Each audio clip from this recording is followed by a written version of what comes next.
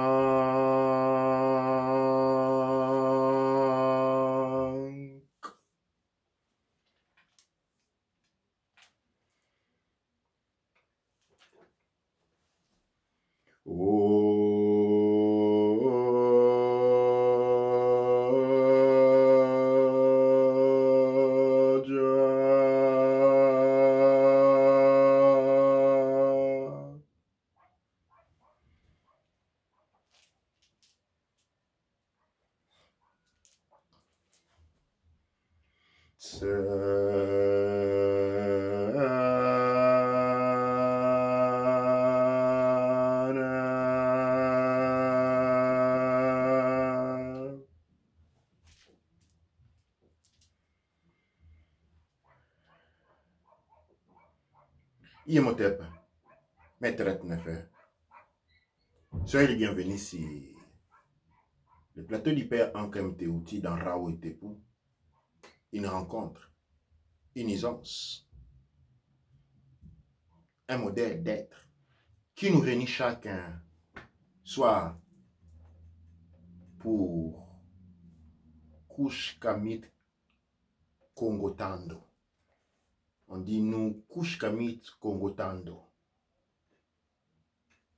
Dans le sens que je suis Kush Kamit Congo. Mouke Kush Kamit Congo. Ou na Kush Kamit Congo. Ou Ango Kush Kamit Congo. Nous nous retrouvons pour communier ensemble. Nous nous retrouvons pour nous regarder les uns les autres et nous reconnaître dans les yeux des autres. Nous nous retrouvons pour apprendre à nous respecter. Nous nous retrouvons pour apprendre à nous aimer. Nous nous retrouvons pour apprendre à regarder l'autre, à s'accepter soi-même. Parce que le problème n'est jamais là dehors, il est toujours là dedans. Commençons par ces rituels. Des reconnexions, nous commençons par l'ouverture de la foi. Je vous invite. Char, Ka, Char, Baneb, Baba, Baneb, Etz, Baneb, Kaneb, Etz, Kaneb et tous les Medjai à vous lever ensemble pour que nous communions et que nous nous connectons les uns les autres à travers l'ouverture de la voix.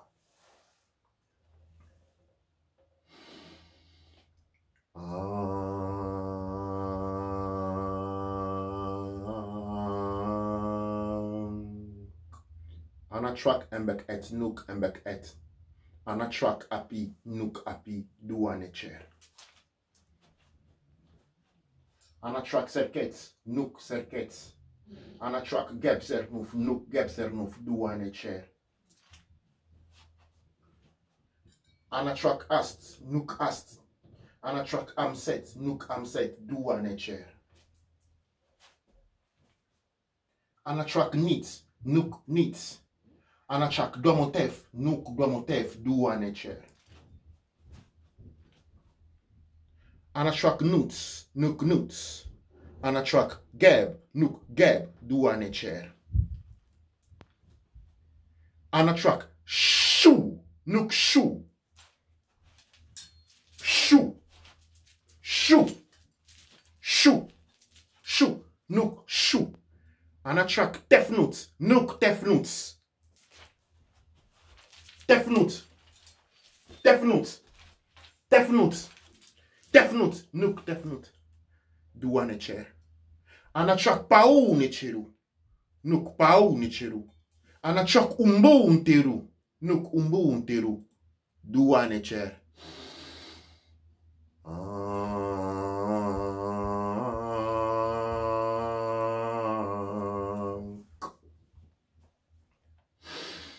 Nuk penukut, nuk penukut, nugar penukakut, nugarkut, nugarkut.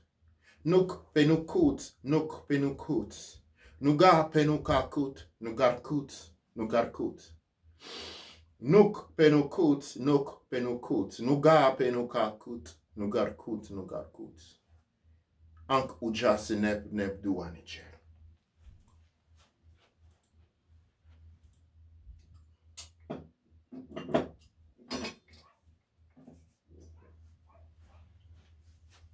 Douane cher à vous.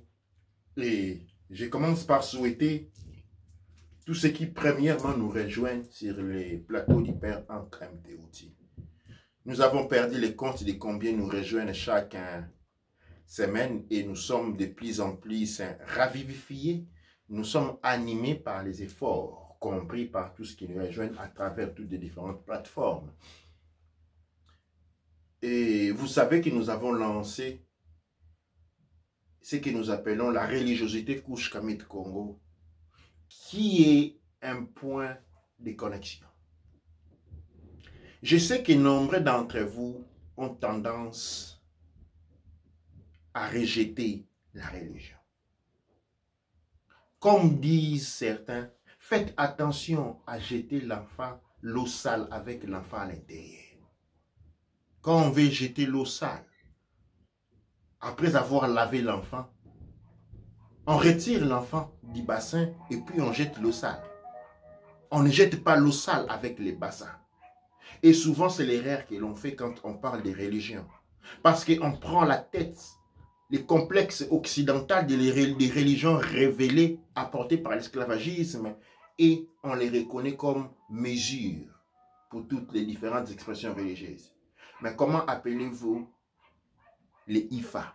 N'est-ce pas la religion Ifa? Comment appelez-vous le bouddhisme? N'est-elle pas la religion bouddhisme? Comment appelez-vous les Kish? N'est-elle pas la religion Kish? La religion n'a rien à voir avec le christianisme. Et toutes les religions ne sont pas révélées. Il existe une infinité de religions. Mais les religions est un plan de reconnexion sur lequel nous devons arriver. Et sans une religiosité mélanoderme, notre combat est difficile. Je ne dis pas qu'elle est perdue d'avance, mais elle est difficile. La religiosité est un point important, d'autant plus que le visible découle de l'invisible. C'est-à-dire, ne peut exister sur le plan physique ce qui existe déjà sur le plan spirituel, ce qui existe déjà sur le plan des plans énergétiques. Quand on parle de religiosité, de la spiritualité, on s'échauffe. C'est un domaine typiquement scientifique. Quand on parle des sciences quantiques, quand on parle de la psychologie quantique, quand on parle de la physique quantique, quand on parle de la thermodynamique, eh bien, la littérature découlant de tous ces différents aspects appliqués à un modèle de vie est appelée la religiosité. La religiosité est culturelle. Ne pas avoir une religiosité culturelle C'est avoir des notions sans être en mesure de les agencer pour qu'ils puissent fonctionner. La religiosité est une nécessité. Mais ici, rappelez-vous que la religiosité est culturelle. Ceci dit, nous sommes dans les pleins essors, dans la religiosité Kush Kamit Congo, que je vais prendre quelques instants seulement pour présenter, pour rappeler, pour encore expliquer de quoi s'agit-il. La religiosité Kush Kamit Congo n'est pas une nouvelle religion. On ne parle pas de nouveaux dieux. La religiosité Kush Kamit Congo est la justice sur les plans de la reconnaissance philosophique et religieuse mélanoderne. C'est reconnaître que tous les différents peuples d'Afrique, tous les différents peuples mélanodermes ont une religiosité découlant de leur propre culture, découlant de leur propre tradition, découlant de leur propre expérience de vie. Avons-nous tous la même culture en Afrique? Non. La culture découle de l'environnement. Vivons-nous tous dans le même environnement? Non. Ceux qui vivent sur le fleuve ont une culture caractérisée par des éléments fluviaux. Ceux qui vivent au bord des océans ont une culture caractérisée par les éléments océaniques. Et ceux qui vivent dans les montagnes ont une culture caractérisée par les éléments des montagnes, montagneuses. Ceux qui vivent dans la forêt ont une culture caractérisée par les éléments forestières. Ceux qui vivent sur la plane, et ainsi de suite. La souche, elle est unique. Et c'est de là que découle la divinité. Mais elle s'exprime de manière différente. Dans la culture intérieure étant la même, ces expressions sont différentes. Et donc, nous avons différentes expressions de nous reconnecter à la même réalité. Qu'est-ce que je veux dire par différentes expressions à nous reconnecter à la même réalité? Eh bien, le mélanoderme qui vit sur l'océan va choisir comme représentation du Créateur l'océan, l'eau. Celui qui vit sur la montagne va dire que le Créateur Nkulu est un rocher. Celui qui vit dans la savane va dire que Nkulu Nzambian Pungu, eh bien c'est un arbre.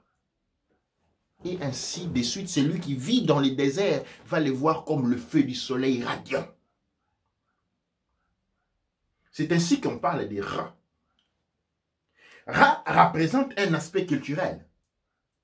L'aspect culturel que Ra représente, ok, c'est propre à la civilisation de la vallée de la joie. C'est dans les déserts. Et dans les déserts, où nous avons le soleil, nous avons l'élément feu. Mais Ra est désigné comme soleil parce qu'il représente l'élément feu. Ra est aussi l'élément eau.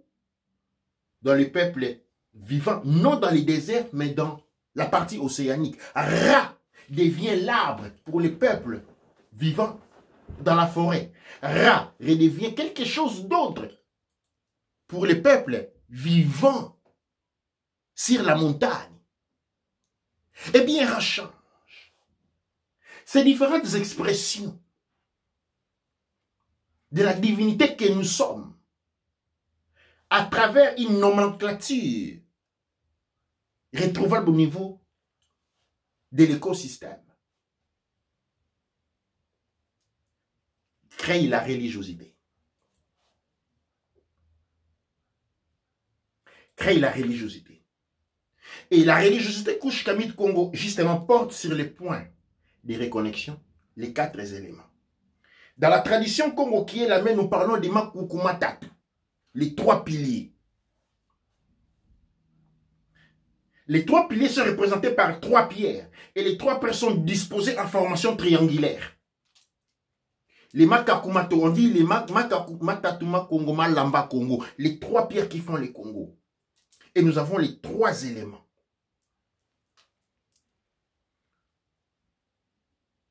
Formant un triangle. Mais nous savons qu'il y a un 4e élément.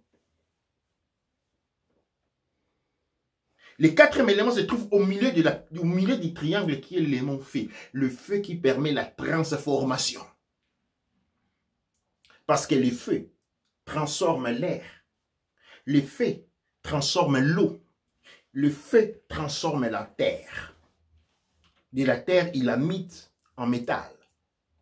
L'eau, il la mit en gaz. L'air, elle la condense ou la densifie. Le feu. Eh bien, ces plans-là doivent pouvoir être recréés. Les trois facteurs désignés par les triangles doivent pouvoir être mis ensemble pour accéder à la flamme divine, à la puissance à 5 mètres. Eh bien, c'est ça la mission que le Kush Kamit Congo se porte. C'est lui de la révalorisation. C'est ainsi que, qui est un Kush Kamit Congo? Eh bien, un Kush Kamit Congo, c'est celui qui a l'amour pour son grand-père. C'est celui qui a l'amour pour sa grande-mère. C'est celui qui a de l'amour pour son arrière-grand-père, arrière-grande-mère, ainsi disant. C'est lui qui reconnaît que le sang qui est en lui n'a pas été créé instantanément, mais il a reçu des générations qui vivent en lui parce que leurs sangs sont passés en lui. Il représente une multitude dans un. La révalorisation de toutes les expressions culturelles, religieuses, philosophiques, mélanodermes, partout dans le monde, mis sur un plan et développe ce qu'on appelle le panthéon de Nichiru. Où tous les différents Nichiru, non seulement parce que nous, dans les panthéons kémétiques, nous avons seulement les divinités kémétiques. Nous avons Ra représenté comme Ra. Nous avons Tefnut représenté comme Tefnut. Nous avons Sekhmet, nous avons Ampu, nous avons toutes ces divinités. Mais dans les panthéons Kush Kamit Congo, nous avons Ra, nous avons Yemoya. Nous avons Kapinga, nous avons Oya. Nous avons Oshu, nous avons Sekhmet. Nous avons Eru, nous avons Shango. Et toutes ces différentes expressions sont mises pour recréer l'unité spirituelle, car c'est seulement si nous reconstituons l'unité spirituelle que cette force s'exprimera sur les plans physiques. Aujourd'hui, notre thème, excusez-moi pour avoir pris une tangente, j'espère qu'elle était due, elle sera encore due.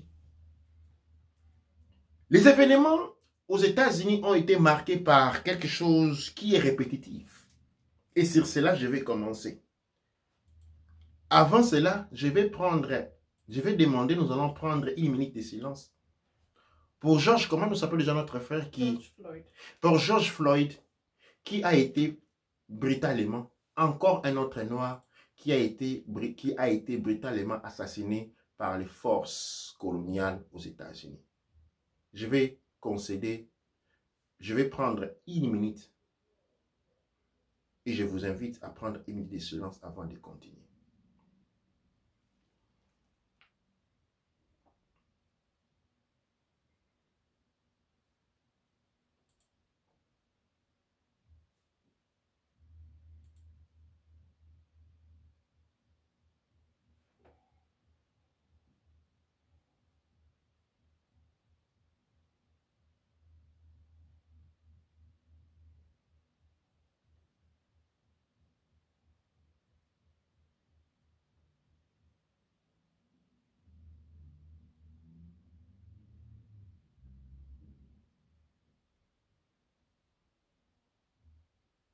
Douanecher. Je vais inviter à tous les babas du père Hank M. Teouti, de l'Académie de la culture noire kémétique, non seulement les babas, mais aussi les Baneb et les Baneb, à prendre une position méditative. Parce que le travail que nous allons faire en présent, les Rao et Tepou de ce soir est un Rao et Tepou à travers lesquels nous allons essayer de rejoindre tout le monde. Nous passons à travers les instruments que vous voyez, mais nous pouvons exprimer d'autres moyens.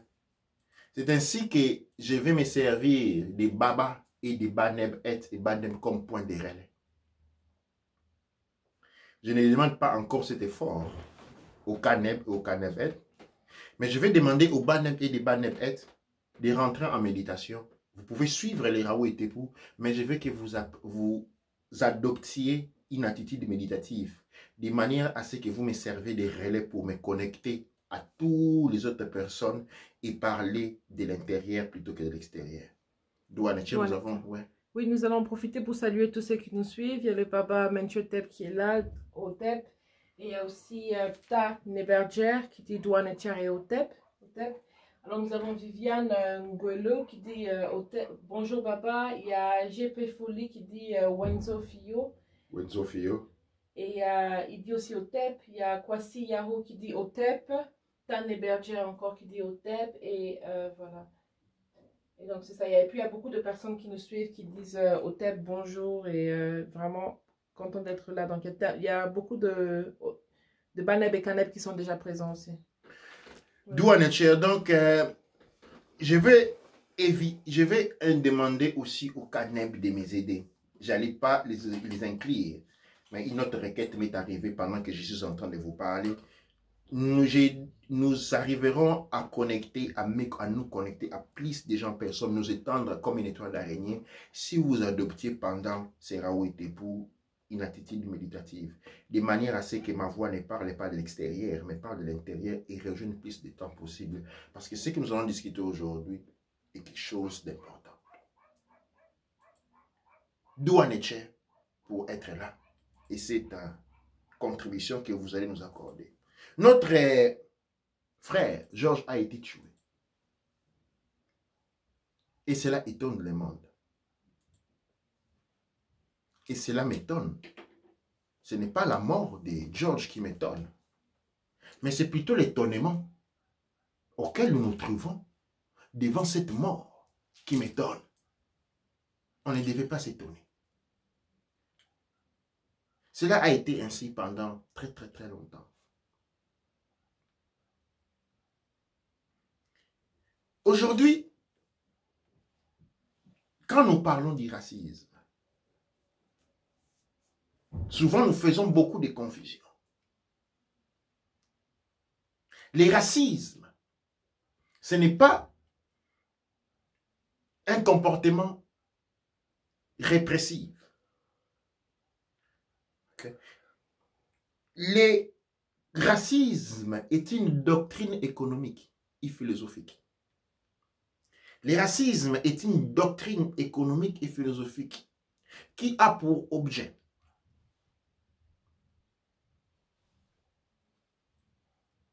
la confiscation des moyens financiers, des moyens de vie, des moyens économiques d'un peuple, le détournement des biens et des ressources naturelles d'un peuple, d'une race, pour les intérêts d'un autre. Et ce comportement est organisé à travers une répression sur le plan social, un appauvrissement sur le plan social, une injustice sociale, institutionnelle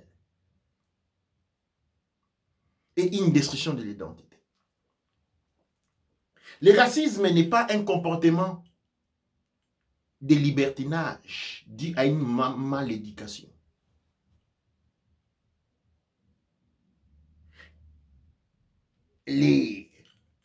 La violence raciste, comme nous l'avons vu à travers les années, n'est pas comme nous la connaissons, mais n'est comme une forme de répression des formes. Une répression de ceux qui voulaient devenir libres.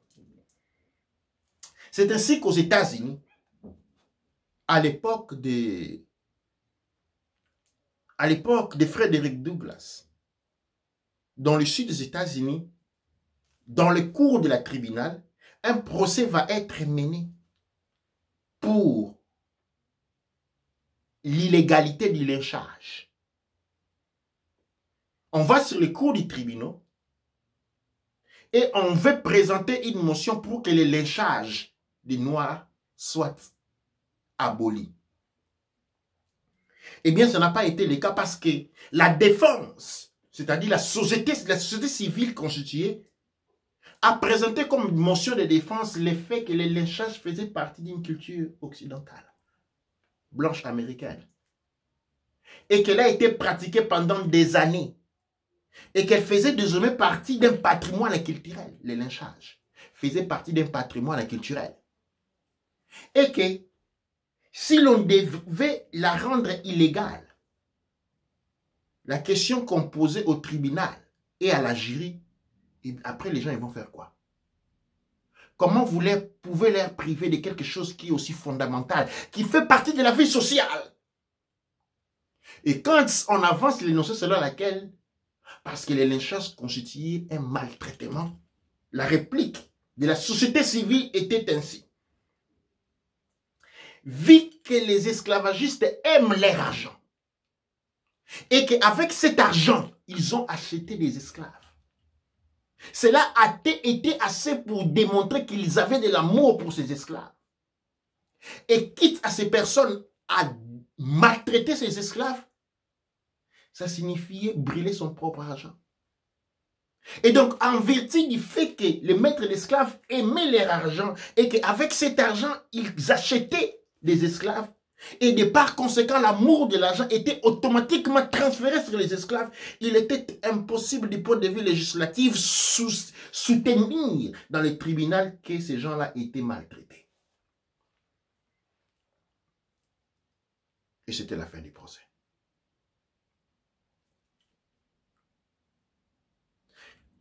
Plus tard, grâce à Frederick Douglass, nous allons arriver à l'abolition de l'esclavage aux États-Unis.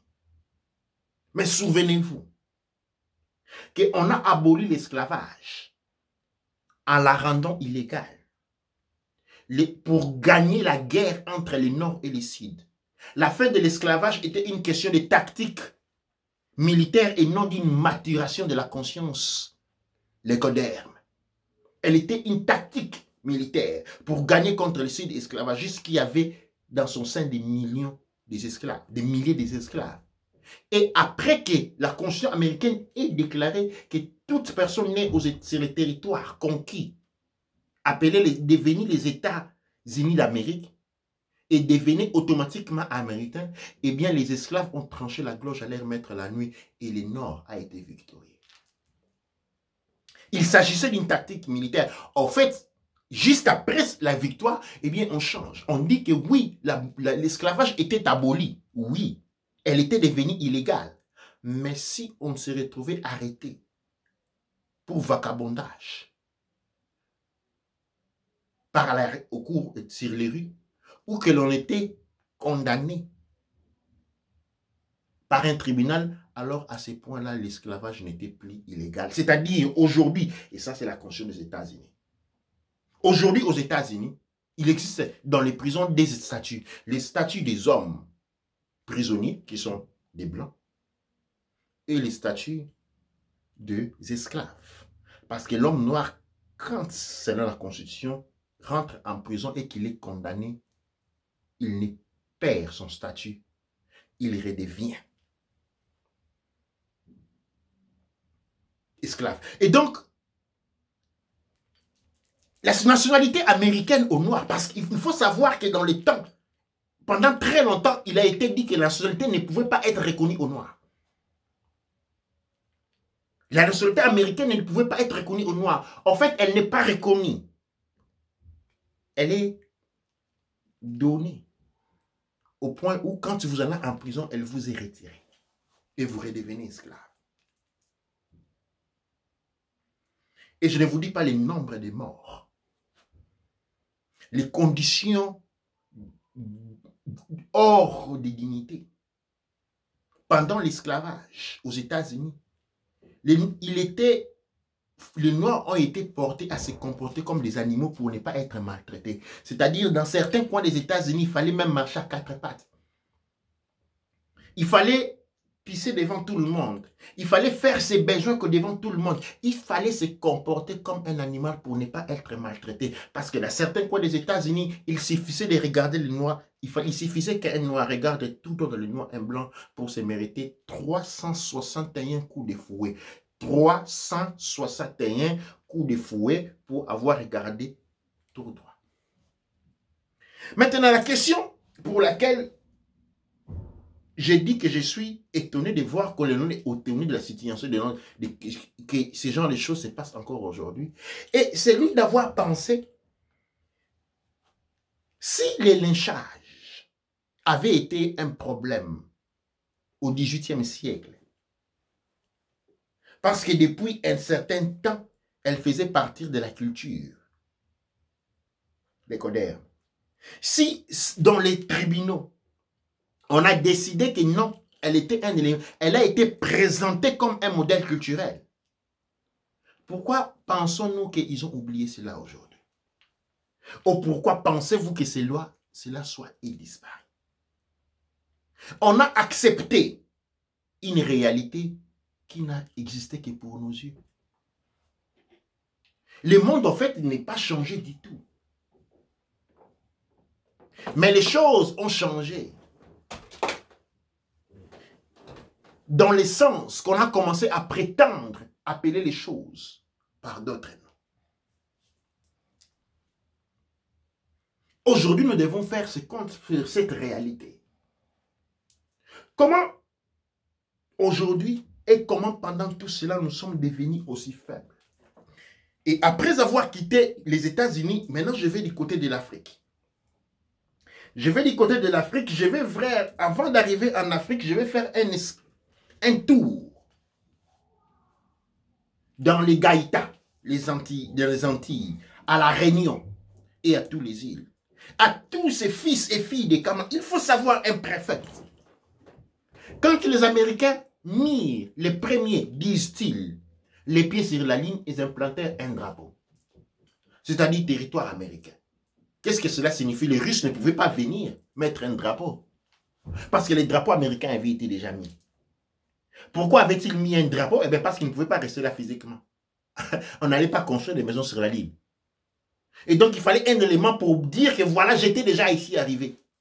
Et cela est respecté sur le plan international. Eh bien, aux Antillais, ont été raconté l'histoire selon laquelle ils ont été emportés là-bas comme des esclaves.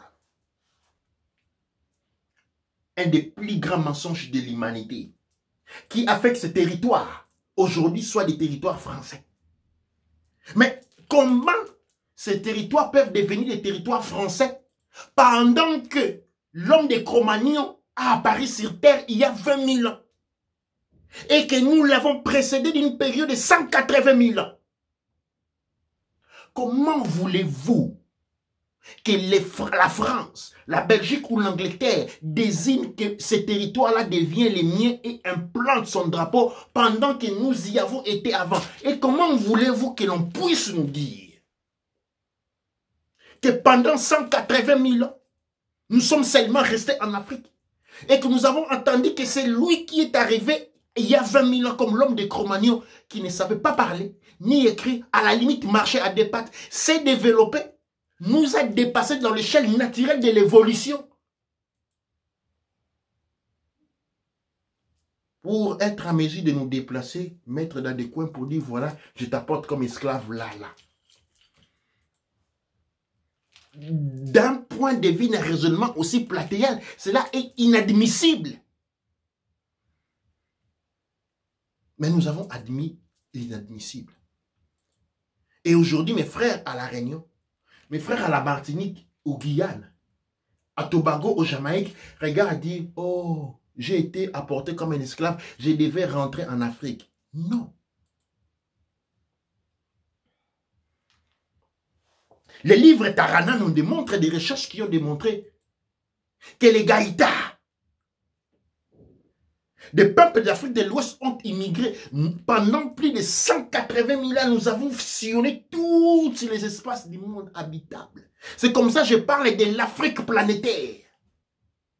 Dans le sens que nous avons été les premiers à avoir mis nos drapeaux partout. Et quand je dis avoir mis nos drapeaux partout, c'est-à-dire nous y sommes restés physiquement, sauf les territoires qui étaient froids. Nous y sommes y allés, mais nous ne nous sommes pas arrêtés là-bas pour vivre. Nous avons été les premiers. Et non, ce n'est pas la guerre entre la Russie et les États-Unis où les États-Unis arrivaient parce qu'il a déjoué la Russie avec des jours. Non. Nous avons été là pendant plus de 180 000 ans. dans tous les gaïtas, qu'on appelle aujourd'hui Maratana. Ce qu'on appelle les Guadeloupe, nous avons été là. Et comment pouvons-nous accepter que quelqu'un qui vient après, avec la force physique, impose pour dire que, bien, eh bien, c'est son territoire? Mais non. Nous avons été là pendant très longtemps. C'est ainsi que nos ancêtres qui sont partis à la Martinique, nos ancêtres qui sont partis dans la Jamaïque, nos ancêtres qui sont partis à la Réunion, ils ont apporté avec eux le drapeau de l'Afrique et leur installation sur ce territoire fait de ce territoire l'Afrique. Fait de ce territoire Kaba. Fait de ce territoire Kachopa. Et vous devez, mes frères, mes chers frères et sœurs, développer le sens de l'appartenance. C'est la terre de nos ancêtres, c'est la planète Afrique. C'est la planète Kama. C'est la planète Kachopa. Parce que ainsi veut la notion de celui qui arrive premier occupe le territoire. Et de par ces faits, nous devons refouler en masse l'idée sur laquelle nous avons des territoires français en Afrique. Non, comment voulez-vous avoir des territoires français en Afrique? Ah ben, si on a des territoires français en Afrique, nous devrions aussi avoir des territoires africains en Europe. Il doit y avoir un souci de correspondance.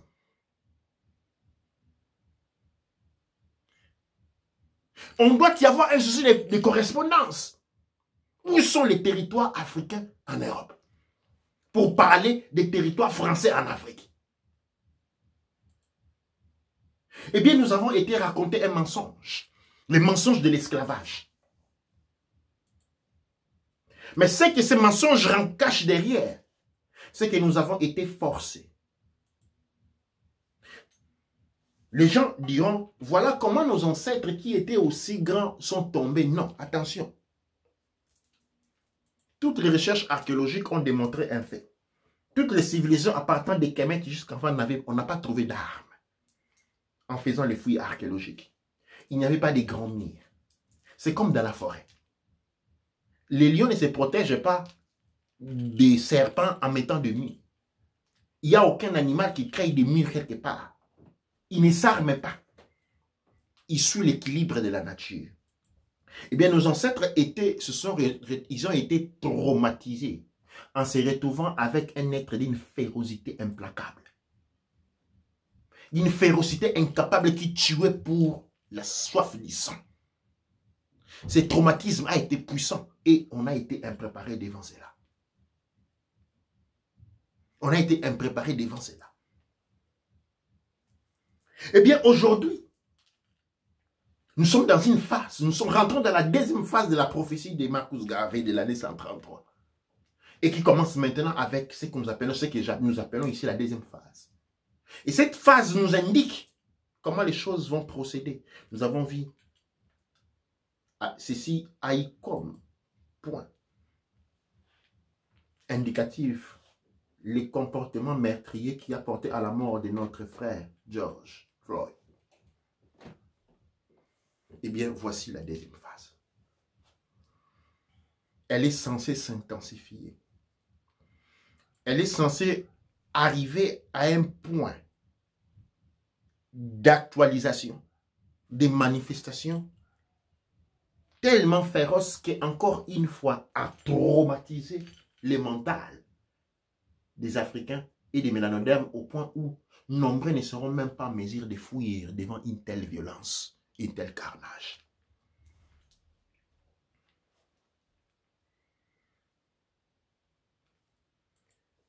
Shaka Zulu avait battu les Anglais 17 fois. Les Anglais étaient arrivés avec les canons qui tuaient à distance, faisaient exploser les gens. D'armes meurtrières, des fusils avec à la pointe une baïonnette de 45 cm. Avec seul motif de tuer. Les sangs devaient couler. Et ils ont perdu cette fois. Ils ont perdu cette fois. Avec toute la préparation du monde obscur qui les accompagne, les mondes des APEP, les mondes de Demirge.